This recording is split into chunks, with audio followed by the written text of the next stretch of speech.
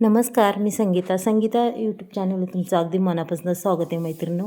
हे बघा, आज आपण इथं हरभऱ्याची डाळ भिजवून घेतलेली आहे बरं का. अगदी संध्याकाळचीच मी भिजत टाकलेली होती ती आणि अगदी छान पद्धतीने ही मैत्रिणीनं भिजलेली. चला, आज याच्यापासून आपल्याला अगदी छान अशी रेसिपी करायची. पण अशी रेसिपी तुम्ही कधी केली नसन, ती मी तुम्हाला पहिल्यांदाच दाखवणार आहे पहा. आणि खरंच खूप छान आहे. इथं मी 4 मिरच्या टाकल्यात. नंतर टाकायची आपल्याला ही डाळ. मिक्सरच्या बाउलमध्ये डाळ टाकून घ्यायची बरं का मैत्रिणींनो. डाळही खूप छान भिजलेली आहे आणि अगदीच थोडी थोडी घेऊन वाटायची. त्याच्यानंतर टाकायचं आपल्याला कोथिंबीरसुद्धा वाटायला टाकायची. त्याच्यानंतर टाकायचं लसूणही भरपूर टाकायचं. आता घ्यायचं आपल्याला वाटून. पाणी न घालता वाटायचं आहे बरं का मैत्रिणी. हे बघा, अगदी छान पद्धतीने हे आबडधोबड असं वाटलेलं आहे. जास्त बारीक बी नाही आणि जास्त जाडही नाही आहे. चला, आता याच्यात मीठ टाकून घेऊया चवीपुरतं. खूप छान रेसिपी आहे मैत्रिणींनो. आणि ही रेसिपी जर तुम्ही एकदा पाहिली केली ना, खरंच आठवड्यातून नक्कीच एकदा दोनदा करसान. हळद जिरी हे दोन्हीसुद्धा टाकलेलं आहे, मीठही टाकलेलं आहे. आता संपूर्ण आपल्याला हे मिश्रण अगदीच मिक्स करून घ्यायचे पहा अशा पद्धतीने. आणि कोथिंबीर वाटण्याचं कारण कोथिंबीरीने अगदीच छान अशी चव येते पहा. चला, आता ते तर मिक्स करून घेतले आपण. इथं वाटण घेतलं आहे पहा.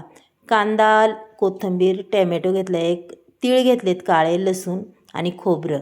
मैत्रिणींनो, काळे तीळ आवर्जून घालीत जा. खरंच भाजी खूप छान होती आणि ह्या भाजीला काळे तीळ लागतातच. मग पहा आपली भाजी तरी कशी आहे नक्कीच तुम्हाला पुढे समजेल. आता हे वाटण आपल्याला कच्चं वाटून घ्यायचं आहे बरं का. अगदीच माहीम असं कच्चं, एकदम बारीक असं वाटून घ्यायचं आहे पहा. चला, मग आता वाटून घेऊया आपण. इकडं मी गॅसवर तेल तापायला ठेवले पहा कढईत. त्याच्यात टाकते जिरी. तेल थोडं जास्तच टाकले. त्याच्यात टाकते कढीपत्ता पहा मैत्रिणींनो. जास्त उडून देणार हो का, तरी उडायला लागलेला आहे. काय होतं, कढीपत्ता टाकताना बी आपण बी काळजी घ्यायला लागते की नाही तर कढीपत्ता उडून आपल्या हाताला चटके वगैरे बसतील. आता हे पूर्ण कच्चं वाटण मी त्याच्यात टाकून देते बघा. वाटण टाकून मिक्स करणारे मैत्रिणी. आपल्याला हे वाटण अगदीच खूप चांगल्या पद्धतीने परतून घ्यायचे आणि खरंच असा रंगही. वाटण आपलं थोडंसं टाकलं की लगेच आपल्याला त्याच्यात मसाले टाकून द्यायचे. हे बघा, कांदा लसूण मसाला मी 2 चमचे टाकलेले. त्याच्यानंतर टाकले मटण मसाला. पुन्हा टाकली धना पावडर 1 चमचा. थोडीशी हळद टाकायची आहे आणि आपल्याला टाकायचं आहे बेडगी मिरची पावडर. बेडगी मिरची पावडरने अगदी छान रंग येतो पहा मैत्रिणं. ज्याच्यापेक्षा जास्त काही मसाले मी टाकणार नाही आणि चवीपुरतं मीठही टाकून देणार आहे पहा.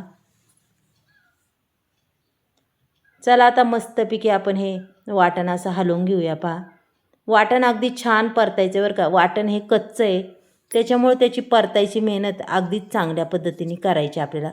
त्याच्यानंतर थोडीशी कोथिंबीरसुद्धा टाकायची. तीसुद्धा घालून घ्यायची मैत्रिणी, पाहू शकता तुम्ही. त्याच्यानंतर मी ओतणारे पाणी हो का, मिक्सरच्या भांड्यातलं पाणी ओतून देणार आहे. आता काय आपला मसाला शिजलेला नाही आहे, पण आपल्याला त्याला अजूनही शिजवायचा आहे, पूर्ण आटवायचा आहे. एवढं पाणी टाकलं आहे पहा. मग आता तो कसा आटवायचा मैत्रिणो, हे तुम्ही नक्कीच पहा मी कसा आटवणार आहे आणि त्या मसाल्याला कशी तर्री देणार आहे पहा. आता इथं हे जे मिश्रण मी घेतलेलं आहे ना डाळीचं मिक्स करून, त्याचे छान अशा वळकुट्या करणार आहे पहा. वळकुट्या म्हणा, मुटकी म्हणा, अगदी मस्त असे करून घेणार. इथं चाळण घेतलेली आहे पहा.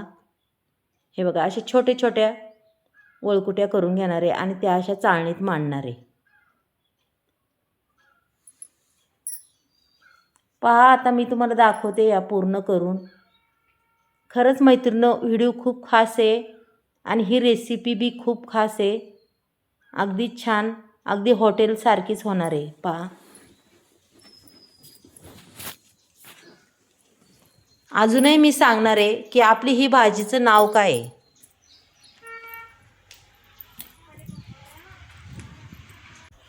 चला, आता संपूर्ण वळकुट्या तर आपल्या करून झालेल्या आहे हे बघा.